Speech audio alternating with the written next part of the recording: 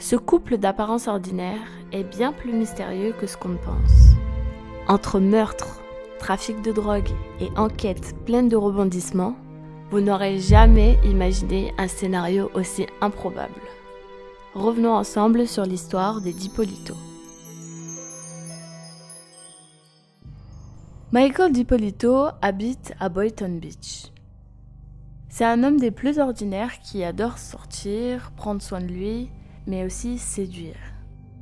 À vrai dire, son mariage ne fonctionne plus très bien et il commence à fréquenter d'autres femmes. C'est alors qu'il fait la connaissance de Dalia Mohamed, une escorte, avec qui il s'entend très bien.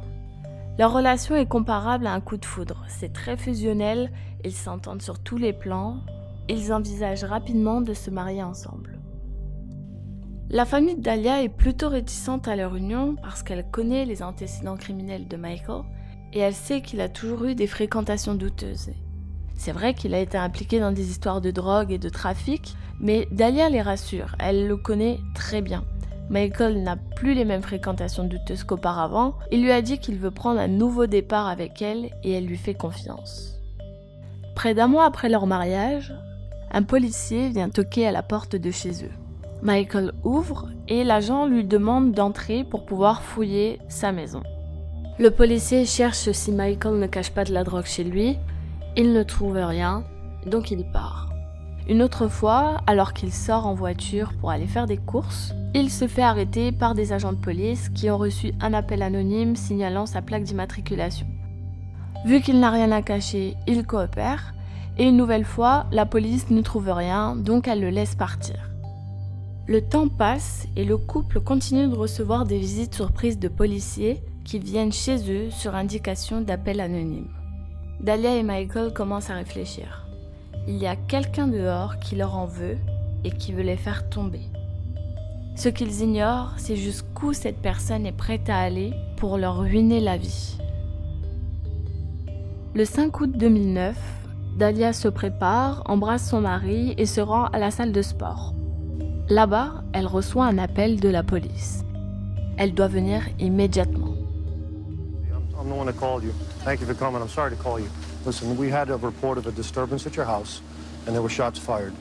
Is your husband Michael? Okay, I'm sorry to tell you, ma'am. He's been killed. He's been killed, ma'am. I'm sorry. No, he's not. Listen. No. Try to calm down. No. Listen, right now we need to get you to the station. No. We need to get you to our police station. I can't let you stay in, man. We have to do our job. If you want us to find this killer, okay, we need you to calm down. I'm gonna need you to go with these detectives, okay? Does he have enemies? Is there anyone that would want to hurt him? Okay, who would want to hurt him? Witnesses said they saw a black male running from me. I can't let you see him, ma'am. Ma'am, I cannot do this right now. Ma'am, I can't do it. Detective Yopi, I need you to take her to the station. I can't. Ma'am, go with these detectives. If you want to help your husband, okay? If you want to help your husband, you need to go to the station with these gentlemen and tell us everything you know about who he knows, who he's connected to. Don't worry, we've already taken care of your dogs with animal control for right now. Everything's under control. Dalia n'en revient pas. Cette journée banale tourne au cauchemar. Elle vient de perdre son mari et le pire, c'est qu'elle est enceinte de quelques semaines. Et pourtant, sa famille l'avait prévenue. Le passé douteux et criminel de son mari allait forcément les rattraper un jour ou l'autre. Mais elle n'a pas voulu les écouter. Elle lui a fait confiance et maintenant, il n'est plus là. Au poste de police, Dalia donne toutes les informations qu'elle peut pour faire avancer l'enquête. Elle leur explique pour l'harcèlement, elle leur raconte comment étaient les collègues de son mari, elle donne même le nom d'un ancien ami à lui, un suspect potentiel selon elle. En parallèle, la police réussit à retrouver l'homme qui s'est échappé de la scène de crime. C'est une excellente nouvelle puisqu'il est le suspect principal. Les agents décident de confronter Dalia à cette personne pour qu'elle l'identifie. I want to know if you know this guy. Come here. Bring this guy in here. Get over here. Get over here. You know who this guy is? You never seen him before? I've never seen him before. Ever. Do you know her? Put your head up and look at her. What were you doing coming out of her house? Do not here.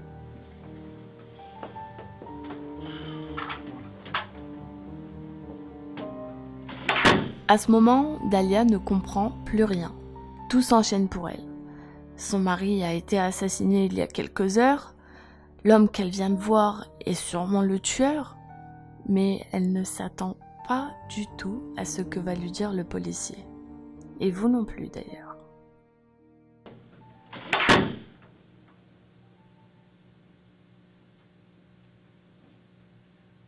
You're going to jail today for solicitation of murder. You're under arrest. That's an undercover police officer. We filmed everything that you did, recorded everything that you did. You're going to jail for solicitation of first-degree murder of your husband. I didn't do anything. Did you hear what I just told you? I heard what you said, but I didn't do Everything, anything. listen to me. Everything has been recorded. You were photographed in the convertible when you sat in his car in the front of CVS. What do you want to do? What do you want to do here, I didn't do Dahlia? anything. Listen to I me. didn't do anything. You're going I to didn't jail. do anything, please. I didn't do anything. Tell me you didn't do anything. I didn't do anything. You're going to jail today. Pourquoi a-t-elle été arrêtée? Et pourquoi le policier parle-t-il d'enregistrement? Eh bien, comme vous l'avez deviné, Dahlia est la personne qui complotait contre son mari et qui a organisé son meurtre. Revenons quelques jours auparavant. Dahlia va voir l'un de ses ex-petits amis, Mohamed, à qui elle avoue être maltraitée par son mari actuel, Michael. Elle le supplie de faire en sorte que cela s'arrête en lui demandant de le tuer. Mohamed est choqué par cette demande, il essaie de la raisonner, mais Dahlia insiste, elle lui dit même que s'il ne le fait pas, elle devra s'en occuper elle-même. Alors, il lui dit qu'il fera le nécessaire et elle s'en va. Plus tard dans la journée, Mohamed lui envoie les coordonnées d'un tueur à gages et Dahlia le rencontre sur un parking. Hey. We're staying in here, right? All right, yeah. Okay. It's not uncommon for someone to break into a house. Okay? It's going to be like I break into the house, didn't think he was going to be home because everybody works in the daytime. Right. I'm going to think he's at work. Boom, he's not at work, then, he gets two in the head. That's it, I take a couple things with me, for you. You understand? Because I don't know how well you handle pressure. You understand? I don't know, because I don't want... No, I'm not gonna, I'm a lot tougher than what I look. I know you All see right. me and you're like, oh, what a cute little girl, whatever. But Oh, yeah, I'm that not. I'm not. you are. You're extremely No. beautiful. Thank you, but I just need to make I can sure. help out you change your mind. Even if you change your mind, I'm talking to him. There's no changing, there's no, I'm determined Definitely already. you wanna do I'm positive, this. Okay. 5,000% sure, Okay. I was All right. stressing when you told me you were All gonna. right. Okay, so what I'm gonna do is I'm gonna go to the gym tomorrow then. Then when I go Wednesday, it's not a big deal. Okay. Maybe, remember. All right. Okay? Okay. Alright, thank you so much. Alors qu'elle est sûre à 5000% que son plan va fonctionner, Dahlia ne remarque pas qu'elle est en train d'être filmée par une petite caméra cachée à l'arrière. En fait, en apprenant les intentions de Dahlia, Mohamed est immédiatement allé à la police pour prévenir de ce qu'elle manigançait. Lui et les policiers ont élaboré un plan. Faire croire à Dahlia qu'elle rencontrait un tueur à gages et lui faire croire que son plan avait fonctionné. Le matin où le tueur devait venir, la police a mis Michael dans la confidence en lui expliquant que sa femme complotait contre lui. Au début, il ne les croyait pas. C'était impossible que sa femme imagine tout cela. Mais après avoir vu les images, il n'en revenait pas. How in the hell did I hear it and see it? I heard what you heard. It's not true. I heard what you heard and I saw what you saw. And how is it not? How are you telling me that? I It's have not given you my word that it's not true. What do you? Daddy, I couldn't help you if I wanted to. Like, please, I need an attorney. Can you please help me? What did it say? I saw it. I heard it. I saw what you saw and I heard what you heard. Okay, what the you said you wanted to have me killed. I heard that. It's not true. Problem. That is not How is true. it not true? How can you believe that? I heard your voice. How can you believe it?